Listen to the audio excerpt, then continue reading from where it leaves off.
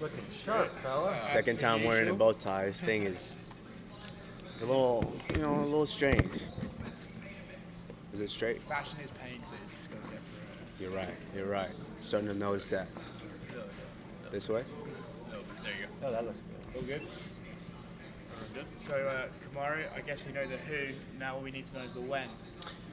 Well, I don't necessarily know the who, I mean, we all know who we'd like, but there's a couple of things that need to be worked out, but most importantly, my health is the most important.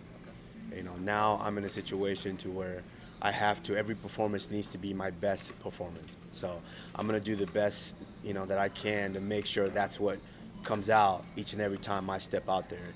I don't think fighting at 30% is going to cut it anymore. So it's time to go out there and give 100% each and every time. So had the surgery. I think I'm about almost a month out now from surgery. The doctors want me to take another month to really let it heal because they did a lot of work down there.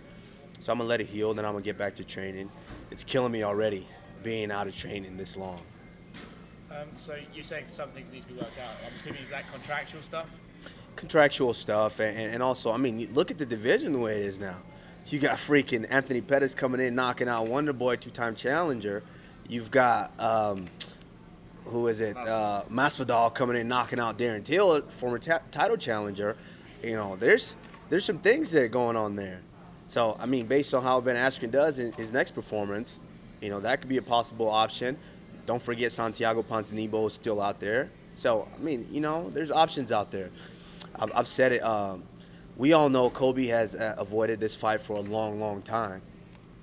And you know what? Now it's time for you to do the appropriate work to make sure you deserve this fight. Because that's what he does. That's what he thrives on. He thinks that he's deserving of everything. He always puts it out there. I deserve this. This is what you owe me. This is what you owe. No, it's not about that. Now it's you're not in the driver's seat to make that decision.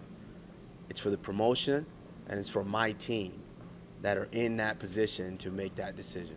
Obviously, you want the best deal for yourself, but you said in the past, like on a personal level, you'd like to get your hands on Colby. Absolutely. Now, make no mistake. I want that at that fight. So, we'll see. We'll work some things out, and we'll, hopefully we can get that done. Would you be satisfied if it was someone else? Because I mean, it seems like now it's like you got to strike while the iron's hot, right? I mean, Colby, he hasn't fought in a while. He seems to be drifting out of the spotlight a bit. Do you not feel like it's got to be him now, or? It doesn't matter to me. Now you're in a position to where this is about changing your life for the better and your family's situation. So that's the most important thing to me. I don't care what face is in front of me.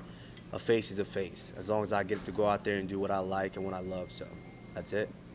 How the double hernia surgery you got, was that something you came into the fight with? Did it get worse in the fight?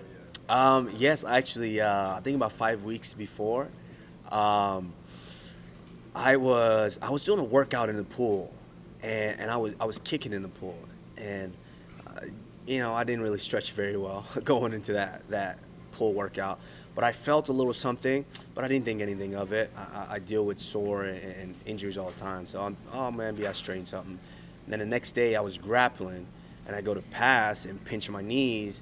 And I just felt, I felt something down there. It felt really, really weak. And so I'm like, oh, man, another injury on top of what I was already battling. But, that's just how my mind works. We move past it. We do what we can to adjust the training sessions to make sure we can still prepare the best we can for that fight. And that's what we did. I just kept doing exercises or certain things just to kind of strengthen it. But I knew something was wrong because 1 week, 2 weeks, 3 weeks after that, it wasn't getting any better. So I was just like, you know what, screw it. There's no turning back now. We're not pulling out of this fight. It's a once-in-a-lifetime opportunity. But once we were in the fight, at the ending of the third round, I believe, I went to try to squeeze my knees together, and there was just nothing on the left. So I'm like, oh yeah, something's definitely wrong. Champ, what do you make of Tyron Woodley stepping up to fight Robbie Lawler, taking the pressure off Ben Askren for a rematch with Robbie Lawler? I think, personally, I think for Woodley, that was the decision that he made, but he felt like that was the best fight for him to get back in the position to, as he says, get his belt back. So, I mean, that's a decision that he made. But obviously, everybody in the world wanted that rematch. They felt that Lawler needed to fight Askren, and let's get a definitive answer on that. But, unfortunately, now we don't get to see that. Who do you have winning that Ben Askren Jorge fight? I don't know. It's a tough fight, man. George Masvidal I think he has very, very good takedown defense, and he's a very scrappy guy. So I don't think it's just going to be, I think Ben Askren kind of feels that it's going to be easy to just go in there and walk through him, take the guy down, and do what you want. But I don't think it's going to be that easy. We all know that Jorge does a very good job of defending takedowns. You saw him when he fought Damian Maia. He fought it off very, very well. He still eventually kind of got caught. But I think Damian Maia was a little more well-rounded as a mixed martial artist than Ben Askren. So if Ben can't defend some of those strikes, because now Masvidal has the power to put you out. So if you can't accurately defend those strikes before you get in to get that takedown, it might be a short night. Were you surprised that he managed to KO Till like that? A little bit. I was a little bit surprised just because, Masvidal's coming off of 2 losses. Hadn't fought in a long time. And, Darren Till hasn't really ever been knocked out like that. And so I was surprised by that. But Masvidal we've known for a long time that he has very good striking. He does. And so, it's just he played off of the errors that Darren Till made, and he landed that strike and was eventually able to get him out of there. What happened about the palms, Colby? The palms, it was just one of those things. I've said it before. You can't put me in a room with that guy and expect something not to pop off. I mean, it was just one of those situations to where, and you saw that all week. He was there all week to try to distract me, disrupt me, and he said, and you guys heard the chants the whole week. Oh, actually, I think at my open workout, the one thing that I did hear from him while he was speaking through that whatever megaphone, whatever that, he was saying, oh, how does it feel to know that you're going to get knocked out tomorrow by Tyron Woodley? How does it feel that you're going to get knocked out? So the whole time, he's trying to speak these things out as if I'm already going to lose. But listen, you showed your true colors. You were worried about me. Did you see him at the Woodley's open workout? He didn't crash his open workout and do that. You crashed mine because you were worried about me getting that belt. You've avoided a fight with me for a long, long time. You knew that you didn't want this fight. But now I'm in a position to where you can't run from that fight anymore. Now you have to, as I've said, you have to beg me for that fight.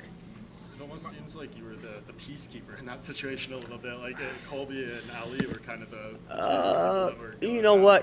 Colby said a lot of things about a lot of different people that a lot of, we just don't take lightly. Me personally, obviously, you guys know, I was walking barely. It was the next day after I was starting to kind of walk again because I had some damage done there. So, I mean, the worst thing in the world is be out there getting a scrap and know that I can't fully defend myself. I'm not giving that guy one up in any situation. And on top of it, I'm not there to mess up my money. If I'm going to beat that guy up, I'm going to beat him up in the cage where I get paid extensively and handsomely to do it. What do you make as a champion this new ESPN Plus pay-per-view era now that you're going to be getting points? Is it a good thing? Is this something you still don't really know completely about? Yeah, I still don't know completely about. I'll let you know once I get that first check. What was it like waking up Sunday morning after the fight? It was, the thing with me is I was never one of those guys to really stop and smell the roses. And so I kind of tried it, but it's kind of, certain things are just out of character. So the next day I woke up, did it. Oh, well, get back to life. Where's my daughter? Where's my family? Where's my mom? And I went about life. Everyone, now obviously everyone treats me a little differently. Now I go do signings and the line's wrapped around and things like that. But I still personally, nothing has changed inside. I don't really feel any different. I'm still going to prepare the way that I prepare for each and every fight. I prepared in my career so far, every fight has been like it's the hardest fight of my life. And so, nothing's going to change. Where's the belt? Is the belt in your home? Is it in the gym? Where's the belt? Well, the belt's right here on my shoulder. But is it always there? I mean, you take it. No, I actually, no, to be honest with you, it just sits on my table. I got home, just took it out and put it there and just sits on my table until it was there on my table for about 4 days until my daughter volunteered me to come to her class and speak with her and show them my belt. Yeah, she came home and said, I picked her up one day. She said, Daddy, I told my friends what you do. I told my friends you're a UFC champion. And I'm like, she's 4.5. And so I'm like, oh, really? She's like, yes. And can you take pictures with everybody? Can you come to my class and take pictures with them? I was like, sure, I'll do it. And then the next week I get a call. We're doing career days now. So I had to go in and, they were very excited. And I loved it. How's it feel to have the daughter start push dad out there to show those proud moments? It's got to feel. It feels nice. amazing. It feels amazing because, and my daughter is she's special because she doesn't really, certain kids that age would be super shy. She's a good mix of shy. She knows when to be shy, but she's a good mix of knowing when to just be herself and be confident. So I went to her class and I was speaking with the class and I brought her up. Most kids in that situation would be shy, not come up, but I brought her up. I was asking her questions and she was actually responsive, explaining to her classmates what I do. So, she's a special little girl. Well, she can be confident. She knows her dad can beat everybody up. I think a lot of times when a champion or somebody rises to a place where they're getting a lot more attention, they tend to have a cause or something that they're really trying to promote. Is there anything that you've now trying to use your foothold to try to promote? Any causes, anything that you're really working on? I mean, for me, my whole base is I'm an immigrant. Obviously my family immigrated here to give us the best possible opportunities in life, which is why a lot of immigrants immigrate here. And that kind of plays on the dynamic of this other guy who wants to fight me now is this guy feels very entitled. As you see him all the time, and especially now, his whole rant. Dana, you promised me this. Dana, I deserve this. Why'd you give me this interim belt if I wasn't going to be next? And that's just kind of his mentality, how he's going about situations now. That's not who I am. We immigrated here to give me that opportunity, but I had to take that opportunity. I had to put my heart and soul into what I was going to do in order to be at the pinnacle of it. And so I've put the hard work in, which is why I'm in the position that I am in now. And this guy, I feel like, is trying to divide us. He's trying to divide all humans. Oh, you guys are immigrants. You don't deserve this, or you don't deserve that. Oh, I deserve it before you. It doesn't work like that. When you put the hard work in, you see the results. And I think that's what, if that fight does come to fruition, that's what that fight's going to symbolize. Is there a risk when you fight a guy who you say is promoting those stuff, that the promotion of that fight, you know that the UFC don't mind raising the ugly stuff, that it could raise some ugliness amongst the fans and we could start seeing like a darker side of MMA? I don't really care. The thing is, at the end of the day, we're human beings. And on top of it, we're men. We're the professionals. We have to go out there and punch each other in the face. It is what it is. It's all talk. But once you get in there with another man and you're able to actually fight it out, it's a different level of respect. Whether they might not show it or not, in his mind, he knows it's a different level of respect. So, at the end of the day, I think it's going to be one of those things where, in every case, there's good versus evil. When we go out there and we duke it out, at the end of the day, there's going to come a resolution. Whether it's Colby or someone else, what does your timeline really look like? You said a month till you can get back to training. It sounds like there's going to be a second pay-per-view end of July. If you're back in a month, that would probably be 8-9 weeks. Is that enough time? Do you think you can see yourself 8-9 weeks? You think I'm a machine? Come on. No, I mean, we're working on something. I have to talk to my team, and I think maybe August. It looks good, August, or end of August or September is, accurate time. Because I've never, in my whole career, I've never been out of training for more than a week. And so now sitting out for a whole month, and on top of it, there's a big injury that I had to rehab through. So, we're going to give it the appropriate time and really make sure that we're able to put out our best product. With Izzy fighting tonight, he gets potentially gets a belt here. Sadiq Youssef just got a big win. Francis Ngannou has a big fight coming up. How close are we to UFC Africa? I already told you guys the African invasion is real. I think we're very close. Izzy goes out there and does his thing tonight, and Francis, we already know, is right there at the cusp of it. We're going to see that next year. Where would be the best place to hold that? Somewhere in West Africa, or maybe South Africa. South Africa, I feel, already has the infrastructure because they have a big promotion down there as well. So there or somewhere in West Africa, Nigeria, Ghana, Cameroon, it doesn't matter. It's going to be in Africa somewhere. So we're going to have to make it happen. Last thing for me, you seem to get a really positive response from your appearance on Joe Rogan's podcast. You talked a lot about a lot of things, shared some details about your past. What kind of reception do you get that? And Was it important to you to kind of open up a little more and get people to know you? Yeah, absolutely. Because now I'm in a position to where I have that platform. I have to be able to show people myself because I can't hide from it. Because everyone's going to want to know, who's the UFC welterweight champion again? Oh, that guy. Oh, I don't really know anything about him. I'm in a position now to where I have to let people know who I am and what I'm about. So, that's all it was. Joe recognized that, which is why he invited me in. And I had an amazing time just being able to open up and be myself with everyone.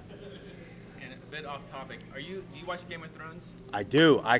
Man, I'm really so pumped. I'm so pumped. I can't wait, Who do man. you think is going to end up on the Iron Throne at the end of the season? Iron Throne. I think Jon Snow has done a good job of kind of putting himself in that position, rising to the occasion, I would say. So, he's kind of the one guy that's doing everything right. When you've been dead and come back from the dead, come on, man. I mean, it's hard to deny him being the king of everything. Will he be sitting next to Daenerys? Well, I don't want to spoil things for the people who don't know haven't read all the books and things like that, but we know what's really going on between the two of them. We all know who they really are. Oh, so you read the books? You're in deep. Huh? I haven't read the book, but I know people who have read the book, and I'm in good contact with them. So, yes, definitely. Thank you guys, man. I appreciate